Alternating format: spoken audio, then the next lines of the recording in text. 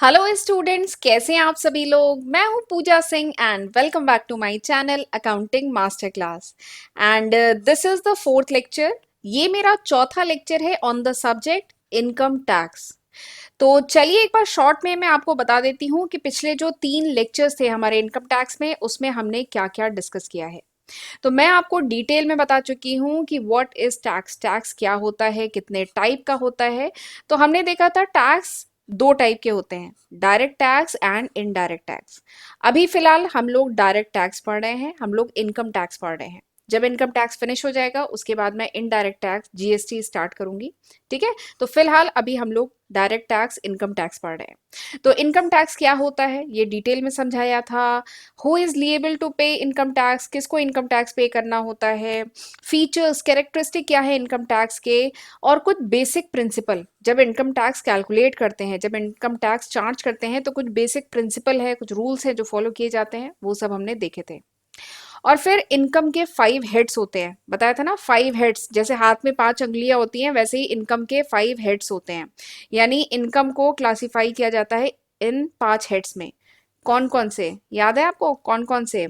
Income from salary, income from house property, income from business and profession, capital gain and income from other sources. तो ये 5 heads हैं income के, तो ये भी हमने समझा था पिछले लेक्चर में। और उसके साथ ही मैंने आपको बताया था there are 4 simple step, 4 simple step होते हैं इनकम टैक्स को कैलकुलेट करने के।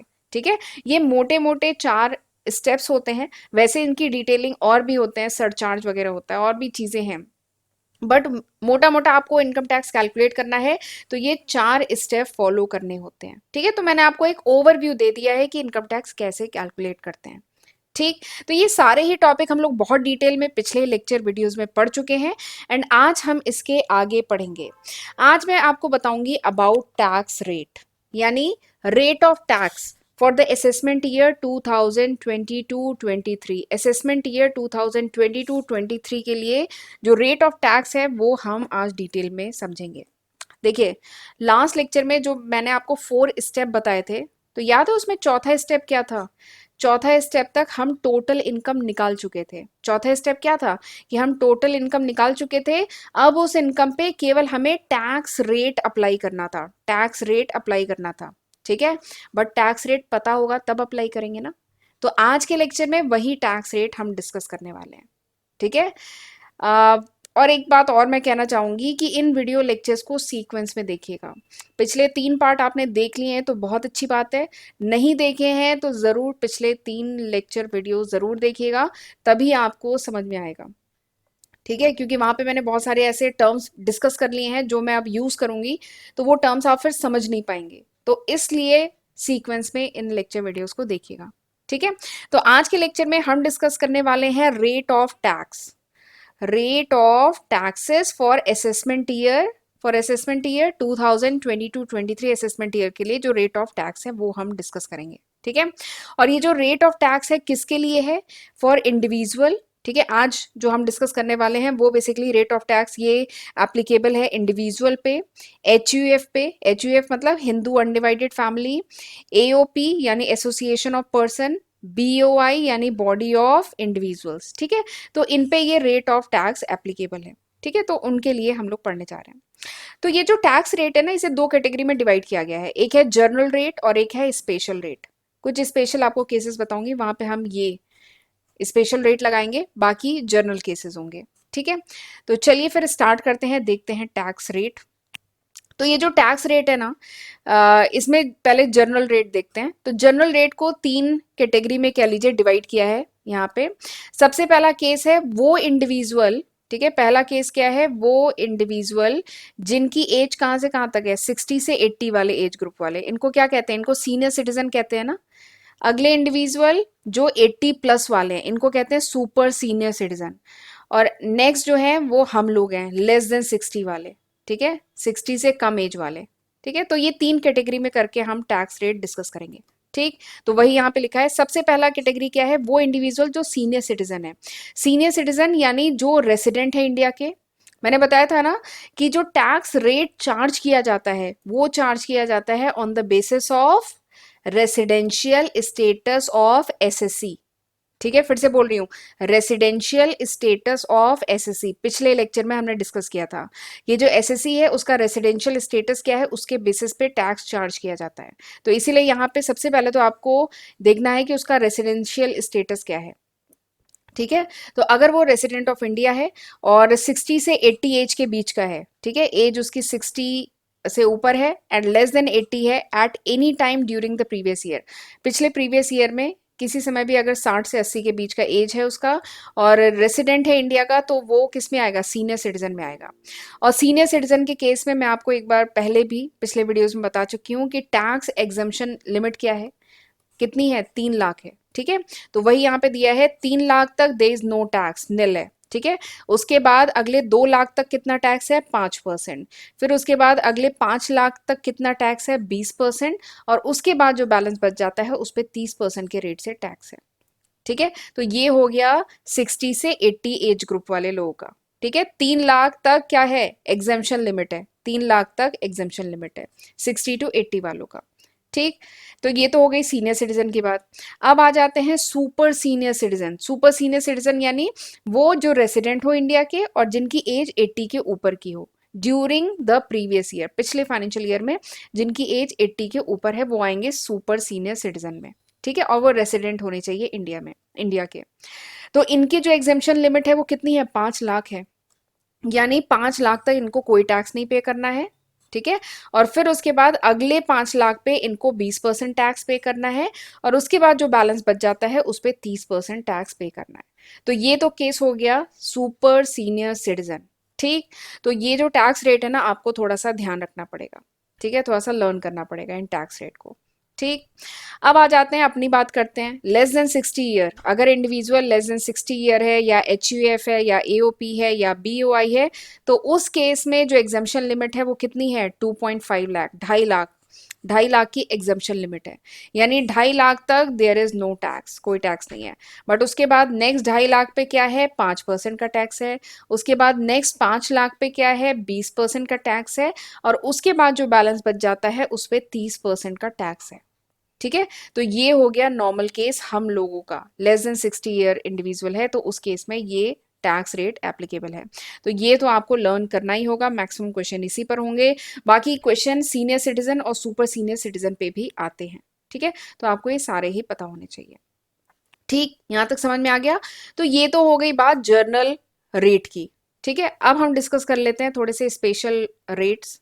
ठीक है, स्पेशल रेट्स भी देख लेते हैं। तो अगर जो स्पेशल रेट जो होते हैं, अब सवाल ये आता है कि ये स्पेशल रेट कब एप्लीकेबल है। ठीक है, तो कुछ स्पेशल केसेस में, ठीक है, कुछ स्पेशल इनकम हो रही है, कुछ स्पेसिफिक इनकम हो रही है, तो उस केस में ये स्पेशल रेट एप्लीकेबल होते हैं। And this is the flat rate, ये फ्लैट रेट होते हैं। ठीक है, ये फ्लैट रेट, एक फिक्स रेट एप्लीकेबल होता है। ठीक, तो कुछ स्पेशल केस, कुछ स्पेसिफिक टाइप की जो इनकम होती है वहां पे ये रेट एप्लीकेबल होते हैं। ठीक है, तो इसमें देखते हैं, सबसे पहला क्या है, सबसे पहला है शॉर्ट टर्म कैपिटल गेन। अगर कोई शॉर्ट टर्म कैपिटल गेन हो रही है जो स्पेसिफाई की गई है अंडर सेक्शन 111A में, अगर जो भी शॉर्ट टर्म कैपिटल गेन जो स्पेसिफाई की गई है अगर वो हो रही है तो वहां उस पर लगेगा टैक्स रेट क्या, 15%। ठीक है, और अगर कोई लॉन्ग टर्म कैपिटल गेन हो रहा है तो उसमें जो टैक्स रेट लगेगा दैट इज 20%। फिर अगर कोई लिस्टेड शेयर है without indexing the cost of acquisition है, उस पर कोई गेन हो रहा है तो उस पर जो टैक्स रेट लगेगा दैट इज 10%। और अगर कोई लॉन्ग टर्म कैपिटल गेन हो रहा है अंडर सेक्शन 112A के अंडर में कोई कैपिटल गेन हो रहा है तो उस पर जो टैक्स रेट लगेगा वो होगा 10%। ठीक है, और ये जो सेक्शंस हैं ये क्या है, ये हम आने वाले लेक्चर्स में पढ़ेंगे। अभी आप मोटा मोटा क्या टैक्स रेट है वो समझ लीजिए। फिर उसके बाद अगर कोई लॉटरी जीती है, कोई क्रॉसवर्ड पजल जीता है, हॉर्स रेस है या कौन बनेगा करोड़पति से आपने कुछ जीता है, तो उस पे there is a flat tax rate 30%। ठीक है, तो ये सब क्या है, ये है स्पेशल टैक्स रेट। कुछ स्पेसिफिक टाइप की जो इनकम होती है उस पर ये रेट लगते हैं। ठीक है, शॉर्ट टर्म कैपिटल गेन और लॉन्ग टर्म कैपिटल गेन इसमें मेन है, और बेसिकली लॉटरी वगैरह से अगर जीता है, हॉर्स रेस या कोई पजल वगैरह से जीता है तो ये उसमें ये रेट लगते हैं। ठीक है, अच्छा ये तो आपको पता है ना short term long term capital gain क्या होता है। चलिए बता देती हूँ। देखिए शॉर्ट टर्म कैपिटल गेन क्या है? वो कैपिटल गेन, वो प्रॉफिट, वो गेन जो होता है जब हम सेल करें एसेट, ठीक है, अगर हम कोई एसेट सेल कर रहे हैं, ठीक है, और इस एसेट को हमने होल्ड किया है फॉर लेस देन 1 ईयर, ठीक है, एक साल से कम ड्यूरेशन के लिए, लेस देन 1 ईयर, यानी एक साल से कम ड्यूरेशन के लिए किसी एसेट को हमने होल्ड किया है और फिर उसके बाद हम इसको सेल कर रहे हैं, तो उस पे अगर कोई गेन होता है तो वो क्या होता है? वो शॉर्ट टर्म कैपिटल गेन होता है, ठीक है। बट अगर किसी एसेट को होल्ड किया है for longer duration, more than 1 year, एक साल से ज्यादा ड्यूरेशन के लिए हमने किसी एसेट को होल्ड किया और उसको बेच रहे हैं और उस पर अगर गेन हो रहा है तो वो क्या होगा? वो लॉन्ग टर्म कैपिटल गेन होगा। वो क्या होता है? वो लॉन्ग टर्म कैपिटल गेन होता है, ठीक है। तो ये हो गए कुछ स्पेशल रेट। यहाँ तक समझ में आ गया लॉन्ग टर्म कैपिटल गेन के केस में क्या रेट होता है, शॉर्ट टर्म कैपिटल गेन के केस में क्या रेट होता है, लॉटरी, पजल या हॉर्स रेस आपने जीती है तो क्या रेट है? तो क्या रेट है? 30%। अगर लॉटरी वगैरह से जीता है तो 30%, ठीक है। तो चलिए, this was about special tax rate, ये था पूरा स्पेशल टैक्स रेट। अब मैं आपको एक इम्पॉर्टेंट बात बताने जा रही हूँ। This is the income tax, जो आपको स्क्रीन पे इस टाइम दिख रहा है, this is the income tax slab under the new tax regime for individual HUF for financial year 2021-22 और assessment year 2022-23। तो जो 2022-23 असेसमेंट ईयर है उसमें एक न्यू टैक्स रिजाइम, ये एक न्यू टैक्स स्लैब भी इंट्रोड्यूस किया गया है, ठीक है। ये न्यू टैक्स स्लैब इंट्रोड्यूस किया गया है, तो इसको आप एक बार देख सकते हैं। देखिए अप टू 2.5 लाख, 2.5 लाख तक क्या है? देयर इज नो टैक्स, ठीक है। 2.5 से 5 लाख तक 5%, 5 लाख से 7.5 लाख तक 10%, 7.5 से 10 तक 15%, ठीक है। ऐसे ही करके ये पूरा टैक्स स्लैब दिया गया है, ठीक है। तो ये क्या है? This is the tax slab under new tax regime, ठीक है। बट अब इसमें एक कंफ्यूजन आता है, बच्चे पूछेंगे कि मैम अभी तो आपने नॉर्मल इंडिविजुअल के लिए, एचयूएफ के लिए अभी तो आपने एक ये टैक्स स्लैब बताया था, ये देखो ये मैंने बताया था, तो ये कौन सा जो अभी मैं आपको आगे की स्लाइड पे दिखा रही हूँ वो कौन सा है? अभी तो मैंने आपको ये बता दिया था ना कि 2.5 लाख तक नो टैक्स, फिर 5%, उसके बाद 20 और 30% है, तो वो क्या है? तो आपको बता दूं, this is the new tax regime, ठीक है, ये न्यू टैक्स रिजाइम है। और वो जो पूरा मतलब वो जो उधर स्लाइड पे था that was old tax regime, ठीक है। और पर ये जो न्यू टैक्स रिजाइम है ये जो है ये जनरली यूज कम होता है। क्यों? क्योंकि if the individual opt for this tax regime, अगर इंडिविजुअल इस टैक्स स्लैब के लिए ऑप्ट करता है तो उस केस में जो बहुत इंपॉर्टेंट डिडक्शंस हैं, बहुत मेजर डिडक्शंस हैं, वो उसे फॉरगो करने होंगे, वो उसे छोड़ने होंगे, ठीक है। और बहुत सारे टैक्स बेनिफिट हैं वो भी उसको छोड़ने होंगे इंडिविजुअल को, अगर वो ये टैक्स स्लैब ऑप्ट करता है तो, ठीक है। बट आपको पता दोनों होने चाहिए, इसीलिए मैंने इसको भी यहाँ पे इंट्रोड्यूस किया, वरना ये कम यूज होता है। क्योंकि अगर ये यूज़ किया तो बहुत सारे मेजर डिडक्शंस हैं जो एसएससी को, जो टैक्स पेयर है, उसे फॉरगो करने होंगे और बहुत सारे टैक्स बेनिफिट हैं जो उसे छोड़ने होंगे अगर ये टैक्स स्लैब इंडिविजुअल ऑप्ट करता है तो, ठीक है। बाकी दोनों हैं, वो ओल्ड टैक्स रिजाइम है, ये न्यू टैक्स रिजाइम है, ठीक है, फॉर द असेसमेंट ईयर 2022-23, ठीक। तो चलिए, this was all about today's video, ये था पूरे आज के लेक्चर का कंटेंट। आई होप आपको समझ में आया होगा। अगले लेक्चर में अब हम कुछ पढ़ेंगे, कुछ इंपॉर्टेंट डिफिनीशंस, ठीक है। हम बार बार बोल रहे हैं इनकम टैक्स, इनकम टैक्स, लेकिन इनकम होती क्या है एज पर लॉ, ठीक है, as per income tax act 1961, income tax act 1961 के अकॉर्डिंग इनकम होती क्या है। तो वो सब हम डिटेल में आने वाले वीडियोस में पढ़ेंगे। इनकम क्या है, ग्रॉस टोटल इनकम क्या है, टोटल इनकम क्या है, कैजुअल इनकम क्या है, ये सब हम, एसएससी क्या होता है, प्रीवियस ईयर क्या है, असेसमेंट ईयर क्या है, ये सारे टर्म्स अब हम डिटेल में आने वाले वीडियोस में डिस्कस करेंगे, ठीक है। तो चलिए, this was all about today's video. अब हम मिलेंगे अगले लेक्चर में, तब तक अपना ध्यान रखिएगा। God bless you.